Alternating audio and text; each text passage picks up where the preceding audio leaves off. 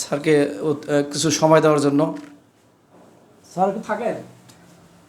বক্তব্য পেশ করবেন হাফেজ আব্দুল আল মারুফ।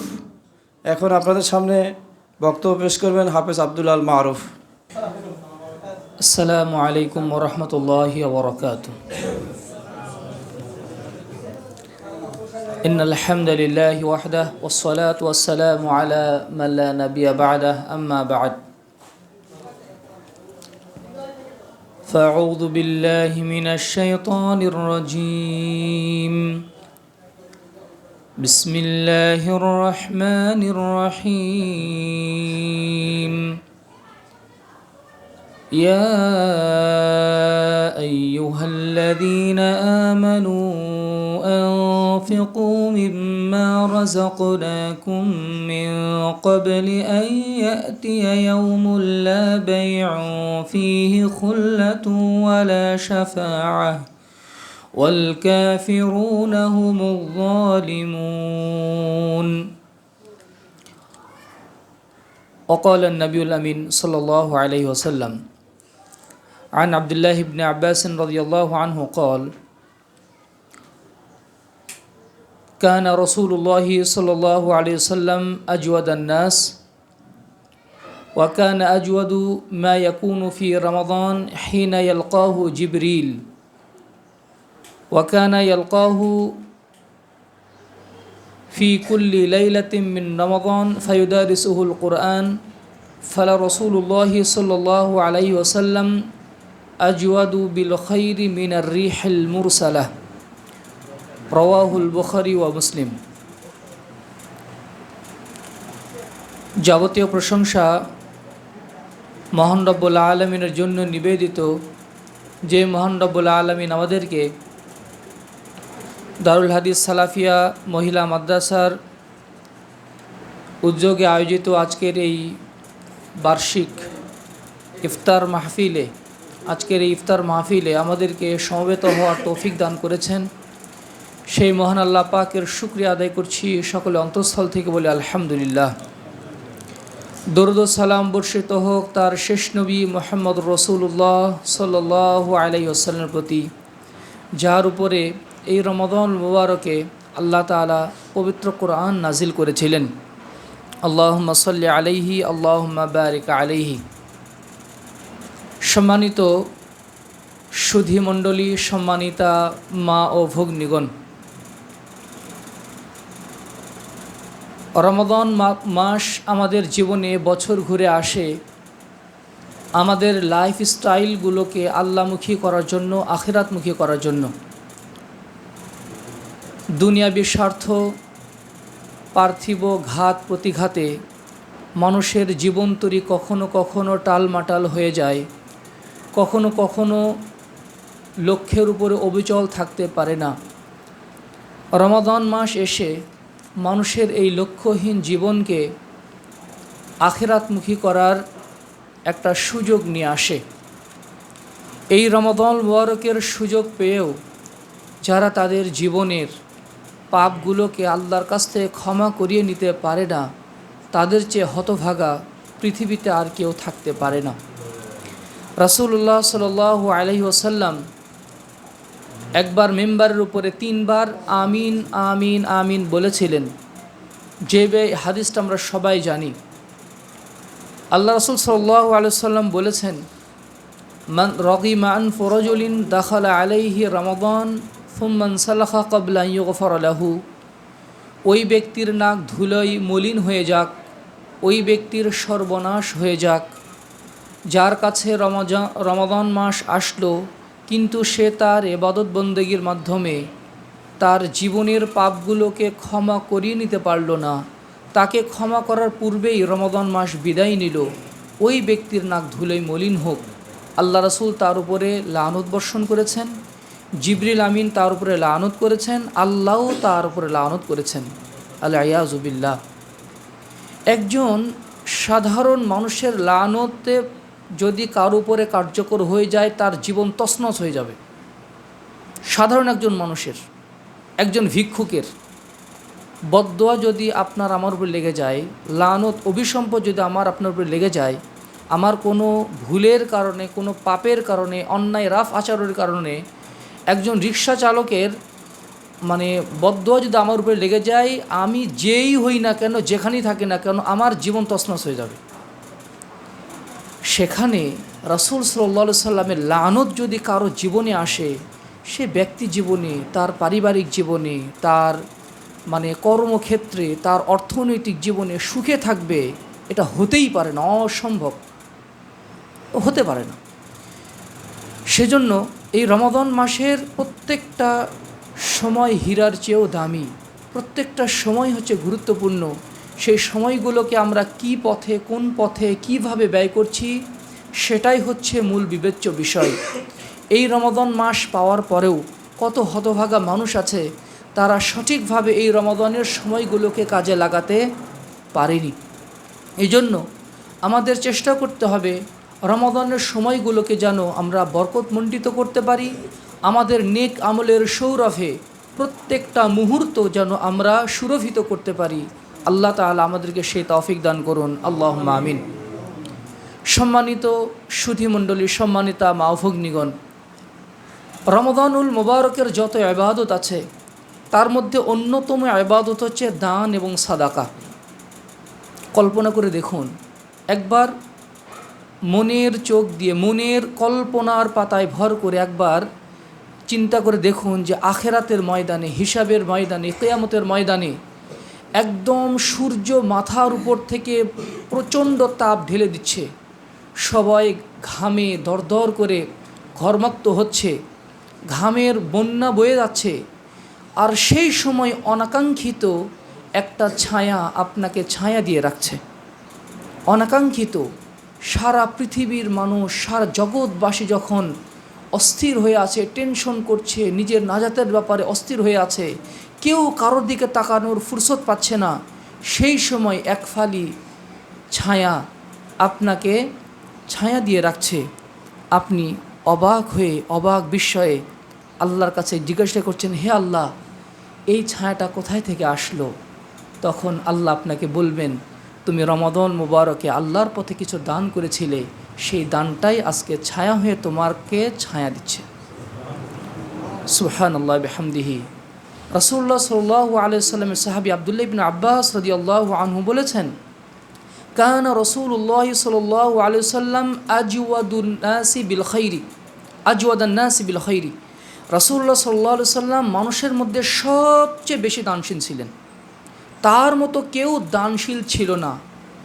একটা বিষয় বলে রাখি, দানের পরিমাণ কিন্তু দানশীল হওয়াটাকে ভ্যারি করে না। আপনি কত বেশি দান করছেন এটা কিন্তু ভ্যারি করে না, আপনি আপনার সম্পদ থেকে কতটুকু দান করছেন এটাই হচ্ছে মূল বিবেচ্য বিষয়। রাসূলুল্লাহ সাল্লাল্লাহু আলাইহি ওয়াসাল্লাম মানুষের মধ্যে সবচেয়ে বেশি দানশীল ছিলেন। তিনি এমনভাবে দান করতেন যে নিজের বাড়িতেও যে কিছু রাখার প্রয়োজন আছে এটা ভুলে যেতেন। তার স্ত্রীরাও পর্যন্ত এমন ছিল। মা আয়েশা সিদ্দিকা রাদিয়াল্লাহু আনহা থেকে বর্ণনা এসেছে যে তিনি মানে রাসূল সাল্লাল্লাহু আলাইহি সাল্লামের মৃত্যুর পরে খোলাফায়ে রাশেদার আমলে উম্মাতুল মুমিনিনদেরকে রাজকোষ থেকে, বাইতুল মাল থেকে কিছু ভাতা দেওয়া হতো। হাতে টাকাটা মানে মুদ্রাগুলো পেয়েই তার দাসীকে নিয়ে তিনি দান করা শুরু করে দিতেন। দান করার পরে রাতের বেলা দাসী বলতো যে খাবার কি দিয়ে জোগাড় করব? বলছে কি খাবার, কোনো খাবার নেই? বলছে না, কোনো খাবার নেই। তখন তিনি বলতেন, আগে যদি বলতা তাহলে তো 2 দিরহাম রেখে দিতাম, তাহলে সেটা রাতে খাবারের জন্য আমরা রেখে দিতে পারতাম। সুবহানাল্লাহ বিহামদিহি, সুবহানাল্লাহিল আযীম। রাসূল সাল্লাল্লাহু আলাইহি সাল্লাম ছিলেন পৃথিবীর মধ্যে সবচেয়ে বড় দানশীল মানুষ, আর তার মাধ্যমে প্রভাবিত হতেন তার স্ত্রীগণ। ইবনু আব্বাস রাদিয়াল্লাহু আনহু বলছেন, ওয়াকানা আজওয়াদু মা ইয়াকুনু ফি রমাদান, এমনিতেই বেশি দান করতেন, আর রমাদান মুবারকে তার দানের পরিমাণ আরও বেড়ে যেত। কখন? হিনা ইয়ালকাহু জিবরিল, যখন জিবরিল আমিন তার সাথে সাক্ষাৎ করত। আল্লাহ রসুলের সাথে যখন জিবরিল আমিন সাক্ষাৎ করতেন তখন রাসূল সাল্লাল্লাহু আলাইহি সাল্লামের দানের পরিমাণ আরও বেড়ে যেত। ওয়াকানা ইয়ালকাহু,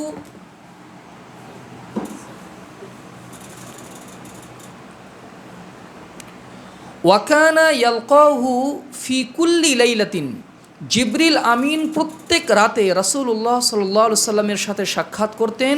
ওয়ায়ুদারিসুহুল কোরআন, এবং তার সাথে কোরআন পঠন পাঠন করতেন। একবার জিবরিল আমিন পড়তেন, আল্লাহ রসুল শুনতেন, আল্লাহ রসুল আবার পড়তেন, জিবরিল আমিন শুনতেন। এইভাবে তারা একে অপরে তারা কোরআন পঠন পাঠন করতেন। ওয়াকানা ওয়ালা রাসূলুল্লাহ সাল্লাল্লাহু আলাইহি সাল্লাম আজওয়াদুন নাস বিল খাইরি মিনার রিহিল মুরসালা, রাসূলুল্লাহ সাল্লাল্লাহু আলাইহি ওয়াসাল্লাম প্রবাহিত বায়ুর চেয়েও বেশি দানশীল ছিলেন। সুবহানাল্লাহ বিহামদিহি সুবহানাল্লাহিল আযীম। প্রবাহিত বায়ুর কথা একটু কল্পনা করে দেখুন। প্রবাহিত বায়ু, এই যে এই ফ্যানের বাতাস সবার গাকে ঠান্ডা করে দিচ্ছে, সবার গাকে শীতল করে দিচ্ছে, তাই না? শীতল যখন শরীরে একটু গরম ধরার পরে শরীরে যদি একটু শীতল বাতাস লাগে, প্রাণটা শান্ত হয়ে যায়, ভালো লাগে, আরাম লাগে। রাস্তাঘাটে যদি বাতাস না থাকে মানুষের হাপিত্তেশ উঠে যায়। এসি যদি না থাকে মানে তীব্র দাবদাহের কারণে কত কষ্ট হয় যখন ঘাম ঝরে, কিন্তু যখন এসির ঠান্ডা বাতাস গায়ে লাগে কত ভালো লাগে না? কল্পনা করে দেখুন তো, যে একজন মা তার কোলের সন্তান কান্নাকাটি করছে খাবার জন্য। একজন মায়ের সন্তানকে মা কত ভালোবাসে এটা মাদেরকে বোঝাতে হবে না। সন্তানকে বাবারা কত ভালোবাসেন এটা বাবাদেরকেও বোঝাতে হবে না। একজন সন্তান কান্নাকাটি করছে আর মা অথবা বাবা সন্তানের ওই ক্ষুধার্ত চেহারার দিকে তাকিয়ে আছেন, কিন্তু কোনো সামর্থ্য নেই যে সন্তানের মুখে একটু খাদ্য তুলে দিবেন। ওই অবস্থাতে আপনি যদি ওই বাবাকে অথবা ওই মাকে কিছু টাকা দিয়ে সহযোগিতা করেন, তার মনের অবস্থা কেমন হবে আপনি কল্পনা করতে পারছেন? তার মনের অবস্থা কেমন হবে ওই পর্যায়ে যদি কেউ না যায় সে বুঝতে পারবে না। দানের মাধ্যমে বান্দাকে আল্লাহর যে কত খুশি হন, রাসূলুল্লাহ সাল্লাল্লাহু আলাইহি ওয়াসাল্লাম বলছেন, ইন্না সাদাকাতা তুতফি গাযাবার রব্বি, সাদাকাতুস সিররি তুতফি গাযাবার রব্বি। গোপন দান বান্দা আল্লাহর রাগকে প্রশমিত করে দেয়, রাগকে একদম ঠান্ডা করে দেয়। হয়তো বা কোনো একটা ভুল কাজ হয়ে গেছে শয়তানের প্ররোচনায় পড়ে, অথবা খেয়ালের ভুলে মারাত্মক একটা পাপ কাজ করে ফেলেছি, কেউ জানে না, আল্লাহ জানেন। আল্লাহ রাগান্বিত হয়ে আছেন, এই জন্যই হয়তো বা আমার স্ত্রী আমার অবাধ্য হয়ে গেছে। আল্লাহ রাগান্বিত হয়ে গেছেন, এই জন্যই হয়তো বা আমার সন্তানটা আমার অবাধ্য। আল্লাহ রাগান্বিত হয়ে গেছেন, এই জন্যই হয়তো বা আমার ব্যবসা বাণিজ্যে এইরকম ধস নেমেছে। আপনি দান করে দিন, আল্লাহর অসন্তুষ্টি, আল্লাহ তাআলার রাগ প্রশমিত হয়ে যাবে, আল্লাহ রাগ প্রশমিত হয়ে যাবে। রাসূলুল্লাহ সাল্লাল্লাহু আলাইহি ওয়াসাল্লাম বলেছেন, দাওয়াউ মারদাকুম বিসসাদাকা, তোমরা তোমাদের রোগের চিকিৎসা করো সাদাকার মাধ্যমে, তোমাদের রোগের চিকিৎসা করো সাদাকার মাধ্যমে। সৌদি আরবের একজন মহিলা, তিনি তার কিডনি রোগে আক্রান্ত হয়েছিলেন। তো তিনি পত্রিকায় একটা বিজ্ঞাপন দিয়েছিলেন যে কেউ যদি কিডনি বিক্রি করে তিনি কিনে নেবেন, অনেক ধনাঢ্য মহিলা। তো তার এই বিজ্ঞাপন পড়ে একজন মা তার কিডনি বিক্রি করতে গেছেন, কিডনি বিক্রি করতে গেছেন। একটা বিশ্বস্ত একটা সূত্রে এই গল্পটা আমি পড়েছি। কিডনি বিক্রি করতে গেছে। তো যিনি কিডনি তার দুটা কিডনি ড্যামেজ হয়ে গেছে, এখন তিনি অবাক হয়ে গেছেন যে মানুষ কিডনিও বিক্রি করতে আসে। তিনি তো তার প্রয়োজনে দিয়েছেন, কিন্তু কিডনি বিক্রি করতে আসে, এই মানুষটাকে আমার এক নজর দেখা দরকার। ওই মহিলাকে ডেকেছেন নিজের কাছে যে আপনি কিডনি বিক্রি করতে আসলেন, আপনি আপনার শরীরে এত গুরুত্বপূর্ণ অঙ্গ আপনি বিক্রি করে দেবেন? বলছে, হ্যাঁ, আমার স্বামী নেই, আমার সন্তানদেরকে নিয়ে আমি এত কষ্টে আছি, এটা ছাড়া আমি আমার কোনো উপায় দেখছি না। তো মহিলার এত কষ্ট এটা মানে ওই মহিলা উপলব্ধি করছেন, করার পরে বলছেন আপনার কিডনি বিক্রি করতে হবে না, আমার জীবন আল্লাহর হাতে সুপর্দ করলাম। কিডনির যেই টাকাটা সেই টাকাটা ওই মহিলাকে দিয়ে দিয়েছেন। এরপরে তিনি অ্যাজ ইউজুয়াল মানে ডায়ালিসিস এবং নর্মাল চিকিৎসা চালাচ্ছেন। মাসখানিক পরে তিনি যখন আবার চেক আপ করলেন, ডাক্তার অবাক, তো বলছে যে এটা তো হতে পারে না, আপনার কিডনি যে অবস্থায় চলে গিয়েছিল কিডনি ভালো হয়ে গেল কিভাবে? সুবহানাল্লাহ বিহামদিহি। কখনো কখনো হাদিসের বাস্তবায়ন আল্লাহ যে বান্দাকে দেখান, এগুলো কিছু কিছু ছোট ছোট উদাহরণ এই হাদিসের প্রতি, রাসূলের হাদিসের প্রতি বিশ্বাসকে আরও মজবুত করে। আব্দুল্লাহ ইবনুল মুবারক রাহিমাহুল্লাহর সময়েও একজন মানে লোক এসেছিলেন। আব্দুল্লাহ ইবনুল মুবারক ছিলেন তার সময়কার বড় একজন ফকিহ এবং মুহাদ্দিস, আমিরুল মুমিনিন ফিল হাদিস। তিনি খলিফা হারুনুর রশিদের চেয়েও একজন প্রসিদ্ধ মানুষ ছিলেন। তো তার কাছে এক লোক এসে বলছে যে আমার হাঁটুতে একটা ফোড়া উঠেছে, আমার এই ফোড়াটা কোনোভাবেই সারছে না, আপনি আমাকে কিছু পরামর্শ দিন। তখন আব্দুল্লাহ ইবনুল মুবারক রাহিমাহুল্লাহ বললেন যে অমুক এলাকার লোকেরা কূপের কারণে পানির কষ্টে দিনাতিপাত করছে, আপনি তাদের জন্য একটা কূপ খননের মাধ্যমে একটা পানির ব্যবস্থা করে দিন, তারপরে দেখবেন যে আল্লাহ আপনার রোগ ভালো করে দিবেন। লোকটা বিশ্বাসের সাথে ওই এলাকায় গিয়ে একটা কূপ খনন করে লোকদের জন্য উন্মুক্ত করে দিয়েছেন। আর কিছুদিনের মধ্যে আল্লাহ তাআলা তার ওই রোগটা মানে সুস্থ করে দিয়েছেন, শেফা দান করেছেন। সুবহানাল্লাহ বিহামদি। রাসূল সাল্লামের হাদিস, দাওয়াউ মারদাকুম বিসসাদাকা, তোমরা সাদাকার মাধ্যমে দান সাদাকা করো। সুবহানাল্লাহ বিহামদিহি। যদি আপনার পরিবারে কেউ অসুস্থ থাকে অথবা আপনি নিজেও অসুস্থ থাকেন, অবশ্যই ট্রিটমেন্ট চালাবেন, ভালো কোনো ডাক্তারের কাছে যাবেন, তারপরে পরীক্ষা নিরীক্ষা করবেন, ঔষধপত্র খাবেন। এটার পাশাপাশি কিছু দান সাদগাও করার যেন আমরা চেষ্টা করি। কারণ এমনও হতে পারে যিনি রোগ দানকারী, যিনি আমার এই শরীরের সৃষ্টিকর্তা, তিনি জানেন আমার শরীরের অবস্থা, তিনি অলৌকিকভাবে কোনো মানে ঔষধপত্র ছাড়াও আমাদের রোগ ভালো করে দিতে পারেন। সুবহানাল্লাহ বিহামদিহি, সুবহানাল্লাহিল আযীম। দান কতটুকু করলাম, গরিবদেরকে দান করে তাদের প্রতি ইহসান করলাম, দানের সময় যেন আমরা এটা মনে না করি। দান করার সময় আমরা যেন মনে করি যেই লোকটাকে আমি দান করলাম তিনি আমাকে দানের নেকি লাভ করার একটা সুযোগ তৈরি করে দিয়েছেন। এই রকম যদি আমরা ভাবি, অনেক সময় দান করার সময় যাদেরকে দান করছি তাদেরকে তুচ্ছ জ্ঞান, একটা নিচু শ্রেণীর কিছু এইরকম মনে আসতে পারে, এটা যেন আমরা না করি। প্রখ্যাত তাবেঈ লাইস ইবনু সাআদ রাহিমাহুল্লাহ, তার কাছে একজন মহিলা এসে একটু মধু চেয়েছে যে আমাকে একটু মধু দেন। তো তিনি তাকে এক মটকা মধু দিয়ে দিয়েছেন। তো সাহাবায়ে কেরাম বলছেন, তার মানে ছাত্ররা বলছেন, লোকটা তো মানে মধু চেয়েছে, একটু মধু চেয়েছে, আপনি তাকে এক মটকা মধু দিয়ে দিলেন। তখন লাইস ইবনু সাদ রাহিমাহুল্লাহ বলছেন, মহিলাটা তার প্রয়োজন অনুযায়ী আমার কাছে সাহায্য চেয়েছিল আর আমি সামর্থ্য অনুযায়ী দান করে দিয়েছি। সুবহানাল্লাহ বিহামদিহি, সুবহানাল্লাহিল আযীম। সুতরাং একজন রিক্সা চালক, তার আয় হয়তো বা 10,000 টাকা, 15,000 টাকা, তিনি যদি 100 টাকা দান করেন তাহলে একজন কোটিপতির 1 লক্ষ টাকা দানের চেয়েও এটা বড় দান। এজন্য আমরা দান করছি কেমন কোন সামর্থ্য অনুযায়ী দান করছি কি না এমনটা না। এই যে আপনার আমার দান পেয়ে এই মাদ্রাসার কত মহিলা মেয়েরা পড়াশোনা করছে, তাই না? আপনার একটা দানের মাধ্যমে তারা আজকে পেট পুরে খেলো, তাই না?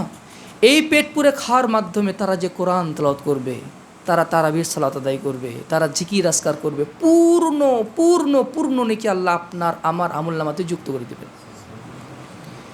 যদি রাতের বেলা আপনি 2 চোখ বন্ধ করে কল্পনা করেন যে আজকেই যদি আমার জীবনের শেষ রাত হয়, তাহলে আমার আখেরাতের ব্যালেন্স কতটুকু?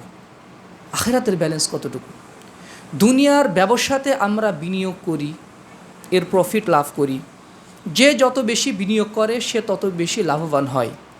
আর আখেরাতে যারা বেশি বিনিয়োগ করে তারা পরকালে ততই বেশি লাভবান হবেন। বান্দা যখন তার হালাল ইনকাম থেকে দান করে, ইয়াকবালুল্লাহু বিয়াদিহি, আল্লাহ তাআলা তার ডান হাতে ওই দানটা গ্রহণ করেন। ছোট্ট দানও যদি বান্দা করে, আল্লাহ তাআলা ডান হাতে ওই দানটা গ্রহণ করেন, সুবহানাল্লাহ বিহামদিহি, এবং সেটাকে লালন পালন করতে থাকেন। আল্লাহ রাসূল বলছেন, যেমনভাবে তোমরা ঘোড়া অথবা গরুর বাছুরকে যেমন লালন পালন করো, ঘোড়ার বাচ্চাকে লালন পালন করো, ওইভাবে আল্লাহ তাআলা এই দানটাকে লালন পালন করতে থাকেন, সুবহানাল্লাহ বিহামদিহি। কিয়ামতের দিন বান্দা যখন আল্লাহর সাথে সাক্ষাৎ করে, তখন সে দেখতে পায় তার ছোট্ট দান 100 টাকা, 500 টাকা পাহাড় সমপরিমাণ হয়ে গেছে। তখন সে বলবে, হে আল্লাহ, আমি তো এত দান করিনি। তখন আল্লাহ বলবেন, তোমার ওই ছোট্ট দানটুকু আমি বাড়িয়ে বাড়িয়ে এত করে দিয়েছি, সুবহানাল্লাহ বিহামদিহি।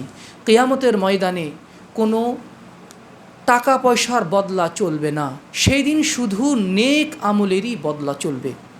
আল্লাহ তাআলা বলছেন, ইয়া আইয়ুহাল্লাযীনা আমানু, হে ঈমানদারগণ, আনফিকু, তোমরা দান করো, মিম্মা রাযাকনাকুম, আল্লাহ যা তোমাদেরকে রিজিক দিয়েছেন সেখান থেকে। আমরা যে সম্পদগুলো উপার্জন করি, আমরা কিন্তু এই সম্পদের প্রকৃত মালিক নই। আল্লাহ তাআলা আমাদেরকে এই সম্পদের দায়িত্ব দিয়েছেন মাত্র। এই জন্য আল্লাহ তাআলা বলছেন, ও আতু মিম্মালিল্লাহ, তোমরা আল্লাহর মাল থেকে খরচ করো। ওয়ানফিকু মিম্মালিল্লাহ, তোমরা আল্লাহর মাল থেকে খরচ করো। আমার হাতে, আমার ব্যাংকে যে কয়েক লাখ টাকা আছে, এটা আল্লাহরই সম্পদ, আল্লাহ তাআলা আমার দায়িত্ব দিয়েছেন। আমার মাসিক যে ইনকামটা, এটা আল্লাহরই সম্পদ, যেটা আল্লাহ আমার দায়িত্ব দিয়েছেন আমার পরিবারকে চালানোর জন্য, আমার নিজেকে চালানোর জন্য। আমি তো আল্লাহর বান্দা, আমার সন্তান সেও আল্লাহর বান্দা, আমার স্ত্রী সেও আল্লাহর বান্দি। আমার আল্লাহর বান্দা বান্দিদেরকে পরিচালনার জন্য আল্লাহ আমার মাধ্যমে, আমি পরিবারের গার্ডিয়ান, আমার মাধ্যমে আল্লাহ কিছু টাকা আমাকে দিয়েছেন যে তুমি তোমার পরিবারের জন্য খরচ করো। আল্লাহ তাআলা তো সরাসরি ওই মারিয়াম আলাইহিস সালাম মতো সরাসরি খেজুর দিবেন না, অথবা একদম খাজাঞ্জি ভরে কোনো খাবার তো আল্লাহ তাআলা দিবেন না। আল্লাহ তাআলা এইভাবে একজন বান্দার মাধ্যমে আরেকজন বান্দার প্রয়োজন পূর্ণ করেন। এই জন্য আল্লাহ তাআলা বলছেন, আমি তোমাকে যে রিজিক দিয়েছি, এই রিজিক থেকে তুমি খরচ করো। ওই দিন আসার পূর্বেই, লা বাইউন ফিহি, যেই দিন কোনো বেচাকেনা থাকবে না, যে একটু টাকা দিয়ে একটু নেকি কিনবো সেই সুযোগ থাকবে না। ওয়ালা খুল্লা, সেই দিন কোনো অন্তরঙ্গ সম্পর্ক থাকবে না, কোনো বন্ধুত্ব থাকবে না। ওয়ালা শাফা, কোনো সুপারিশও চলবে না কারোর জন্য। সুতরাং ওই দিন আসার পূর্বেই তোমরা খরচ করে দাও। কিয়ামতের ময়দানে এই যে সন্তানের জন্য আমরা কত পরিশ্রম করি, সন্তানের মুখে হাসি ফোটানোর জন্য, স্ত্রীর মুখে হাসি ফোটানোর জন্য, তার জন্য বাড়ি করছি, তার জন্য প্রতিদিন বাজার করছি। আমার ছেলেটা কি পছন্দ করে, আমার মেয়েটা কি পছন্দ করে, আমার বৌমা কি পছন্দ করে, আমার ওয়াইফ কি পছন্দ করে, আমার বাবা মা কি পছন্দ করে, আমরা সেগুলো কেনাকাটা করি, আমরা সেগুলো কেনার চেষ্টা করি, সেই অনুযায়ী পরিবার সংসার চালাই এবং সর্বোচ্চ লেভেলের স্যাক্রিফাইস করি। একজন বাবা তার সন্তানের জন্য কত মারাত্মক লেভেলের স্যাক্রিফাইস করেন একটা পরিবার, একটা সংসার গঠন করার জন্য।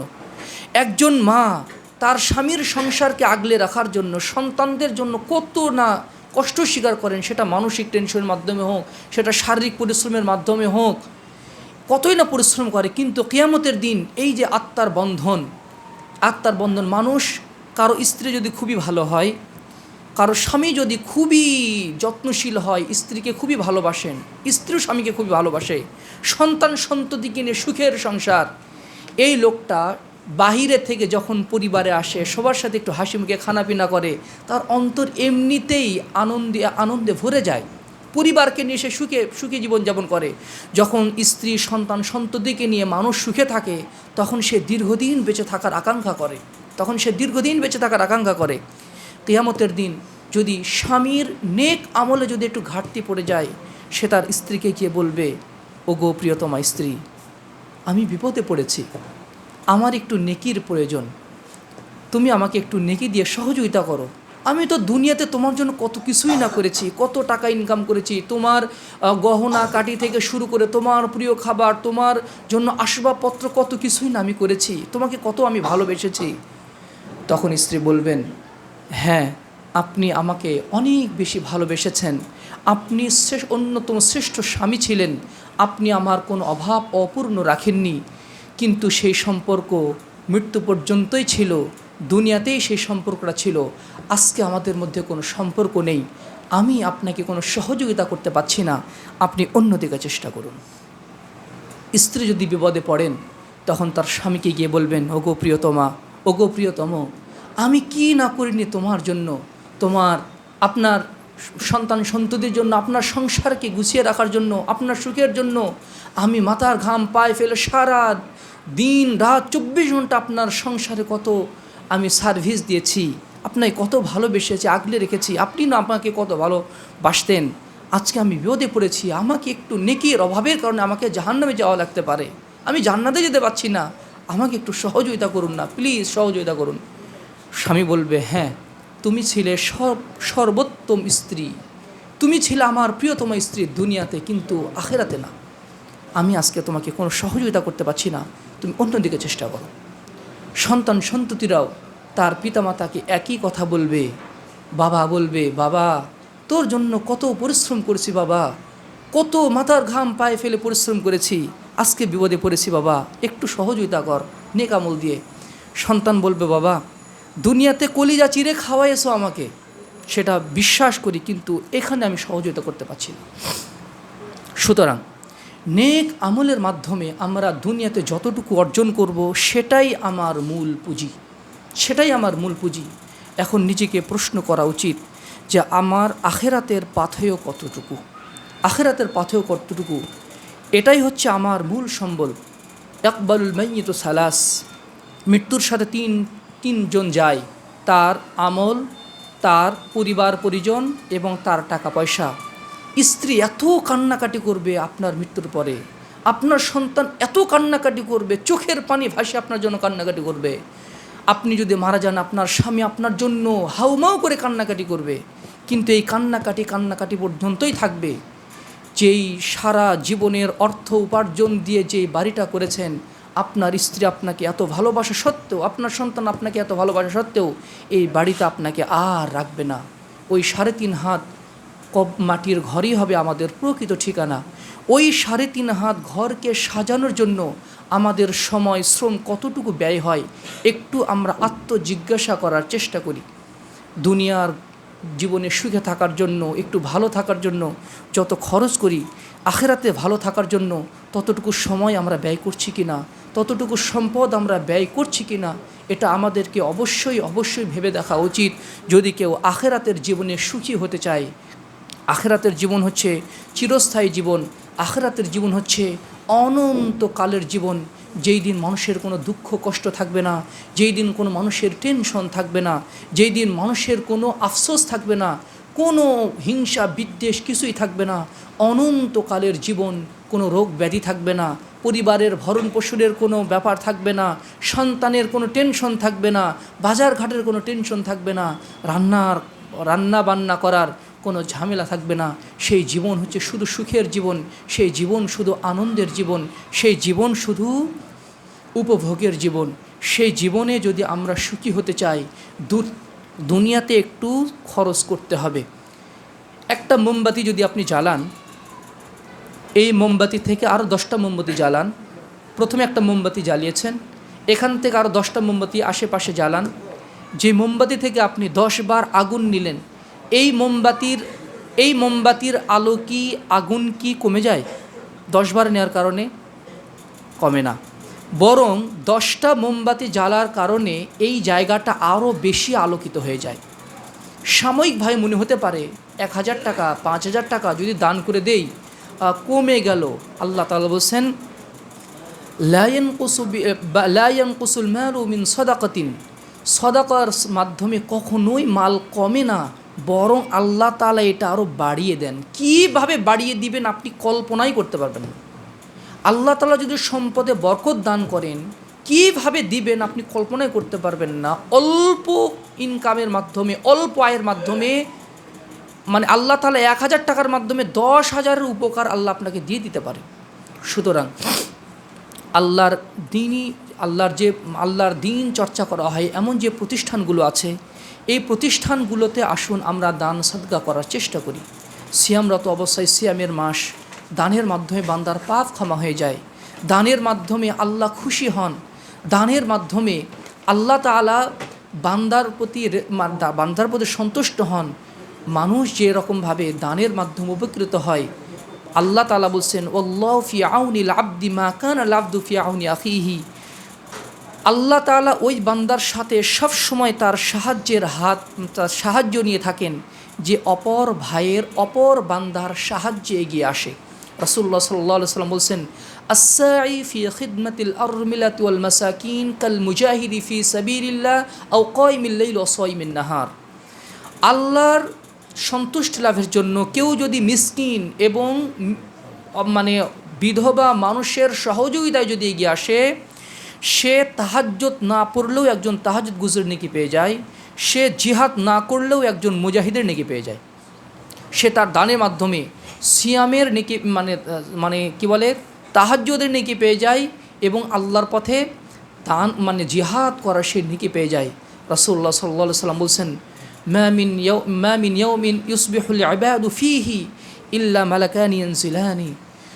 প্রত্যেক দিন এমন কোনো দিন আসে না, বান্দা সকাল করে না, যে দিনে আকাশ থেকে দুইজন ফেরেশতা আকাশে অবতীর্ণ হয় না, জমিনে অবতরণ হয় না।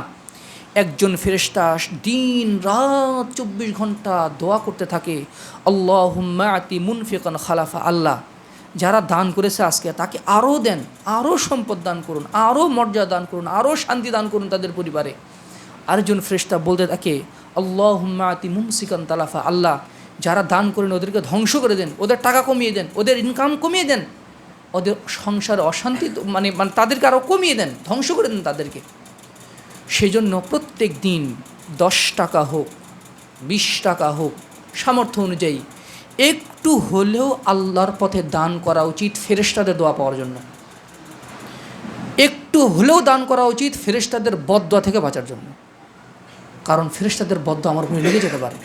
এই জন্য প্রত্যেক দিন আসুন আমরা একটু একটু করে দান সাদকা করি। শেষ দশক আরও বেশি বেশি দান সাদকা করি। রাতের বেলা একটা দান যদি কদর রাতে কবুল হয়ে যায়, তাহলে আমি যেন 1000 মাস, 83,000 বছর 4 মাস, 83 বছর 4 মাস, বরং তার চেয়েও বেশি সময় ধরে আমি যেন নিয়মিত দান সাদকা করেছি। সুবহানাল্লাহ বিহামদিহি। এর জন্য প্রত্যেক রমাদানে একটা রমাদানও যেন বাদ না যায়, একটা রমাদানও যেন বাদ না যায় যেই দিন আমি 1 টাকা হলেও আল্লাহর পথে দান করিনি, আল্লাহর পথে দান করিনি। আর আল্লাহর পথে দান করার ব্যাপারে যেন আমরা কার্পণ্য না করি। আল্লাহ তাআলা আমাদের অন্তরকে, বক্ষকে প্রশস্ত করে দিন। শয়তান সবসময় বান্দাকে ওয়াসওয়াসা দেয়, বান্দা যেন দান না করে। যখনই দানের সুযোগ আসবে তখনই আপনি দিয়ে দিবেন, কারণ একটু যদি আড়াল হন, একটু যদি মনে করেন একটু পরে দেবো, তখন দেখবেন যে আপনার অন্তর উপরে একটা পর্দা পড়ে গেছে। ধরুন আপনি নিয়ত করেছেন যে পাশের বস্তির একজন অভাবী লোক আছে, তাকে 1000 টাকা দান করি। এখন যদি আপনি দান বিকাশের মাধ্যমে পাঠিয়ে দিতে পারেন, কিন্তু এখনই দান করবেন না, কি হবে? অফিসে যাবেন, অফিসে যাওয়ার পরে মনে হবে বাজারেও তো বাসার জন্য তো এটা প্রয়োজন, তো 1000 টাকা দিব, 500 টাকাই দিই, 500 টাকা দিই। তো 500 টাকা দেওয়ার পরে দেখবেন যে আপনার অ্যামাউন্ট কমে আসবে। কমে আসার পরে তারপরে একবার মনে হবে কালকে দিবনি, কালকে দেওয়ার পরে দেখবেন যে আর দেওয়াই হবে না। এইরকম অনেক সুযোগ হাতছাড়া হয়ে যায় আমাদের জন্য, শুধু এই কারণে যে একটু পরে করব, কালকে করব। সুতরাং যখনই সুযোগ আসবে তখনই সেই নেকির কাজটা সম্পাদন করে দিতে হবে। লিফটে একটু সময় পেয়েছি উপরে ওঠার জন্য, অতটুকুর মধ্যে যতটুকু জিকির করা সম্ভব জিকির করে দিতে হবে। একটু আগে রুমে যাই, তারপরে একটু সোফাতে বসবো, তারপরে আল্লাহ সুবহানাল্লাহ বলবো, আলহামদুলিল্লাহ বলবো। এতটুকু যদি আমি কাল ক্ষেপণ করি, তার আগে আমার জীবন অবসান হয়ে যেতে পারে। সুতরাং যখনই নেক আমলের সুযোগ চলে আসবে তখনই এই সুযোগগুলো লুফে নিতে হবে। আল্লাহ তাআলা আমাদেরকে সেই তৌফিক দান করুন। এই মাদ্রাসার খবর আপনারা সবাই জানেন, মানুষের দানের মাধ্যমে এই মাদ্রাসাটা চলে। এখানে যারা তালিবুল ইলম আছে, তারা আমাদের দানের মাধ্যমেই তারা পড়াশোনা করছে, তারা খানাপিনা করছে, তারা আল্লাহর ইবাদতবন্দি করছে। আমার ইনকামের টাকা দিয়ে যদি একটা ইট যদি কেনা হয়, অথবা একটা ফ্যান কেনা হলো, এটা যতদিন পর্যন্ত বাধা দেবে, যতদিন পর্যন্ত থাকবে, ততদিন পর্যন্ত আমার আমল নামাতে নেকি যোগ হতে থাকবে। আমি যে ঈদের যে কাপড়টা কিনবো, এটা একদিন জীর্ণ হয়ে যাবে, পুরাতন হয়ে যাবে, কিন্তু আমি যদি কোনো এতিমকে, কোনো ছাত্রীকে যদি একটা সুন্দর কাপড় যদি গিফট করি, তার অন্তরের যে খুশির অনুভূতি, এটার মাধ্যমে যে নেকি পাবো, এটা কখনোই পুরাতন হবে না, কখনোই পুরাতন হবে না। সুতরাং আসুন আমরা মানুষকে সহযোগিতা করার চেষ্টা করি। আল্লাহ তাআলা আমাদের সেই তৌফিক দান করুন। আমাদের হিরু আঙ্কেলের স্ত্রী মারা গেছেন, তিনি 5 বস্তা চাল দান করেছেন আমাদের মাদ্রাসাতে। আল্লাহ তাআলা তাকে ক্ষমা করে দিন, তার স্ত্রী ক্ষমা করে দিন। আল্লাহ তাআলা তাকে জান্নাতবাসী করুন, আল্লাহুম্মা আমিন। আল্লাহ তাদের পরিবারের প্রতি রহমত বর্ষণ করুন। আমাদের এই মাদ্রাসার সেক্রেটারি জহুরুল ইসলাম আঙ্কেল, উনিও অসুস্থ আছেন, দীর্ঘদিন যাবতই তো অসুস্থ, তিনি অসুস্থ আছেন। আমরা তার জন্য দোয়া করি, আল্লাহ তাআলা তাকে শেফায়ে কামেলা আজিলা দান করুন। তারপরে আমাদের বুরাকুল আঙ্কেল, তার মেয়ে অসুস্থ, আমি কিছুক্ষণ আগেই শুনলাম আঙ্কেলের কাছ থেকে। আল্লাহ তাআলা তার মেয়েকে পরিপূর্ণ সুস্থ দান করুন, শেফায়ে কামেলা আজিলা দান করুন। আমাদের মধ্যে অনেকেই অসুস্থ আছেন, আমাদের মানে শ্রদ্ধেয় আলমগীর আঙ্কেলের মানে স্ত্রীও অসুস্থ আছেন, আমরা তার জন্য দোয়া করি, আল্লাহ তাআলা তাকে সুস্থ দান করুন, শেফায়ে কামেলা আজিলা দান করুন। শাহনাজ আপার মা অসুস্থ, আল্লাহ তাআলাকে তাকে সুস্থ দান করুন। তারপরে সুজন ভাইয়ের মেয়ে অসুস্থ, আল্লাহ তাআলা তাকে সুস্থ দান করুন। রুহুল আমিন আঙ্কেল, তিনিও অসুস্থ আছেন। যারা দোয়া চেয়েছেন, যারা দোয়া চাননি, আল্লাহ তাআলা তাদের প্রত্যেককে সুস্থ দান করুন, আল্লাহুম্মা আমিন। তারপরে শামিমা আপা চোখের অনেক সমস্যায় ভুগছেন, তিনিও আমাদের কাছে দোয়া চেয়েছেন, আল্লাহ তাআলা তাকে শেফায়ে কামেলা আজিলা দান করুন, আল্লাহুম্মা আমিন। এ বলে আমার সংক্ষিপ্ত কথা এখানেই শেষ করছি। সুবহানাকাল্লাহুম্মা বিহামদিকা আশহাদু আল্লা ইলাহা ইল্লা আনতা আস্তাগফিরুকা ওয়া আতুবু ইলাইক।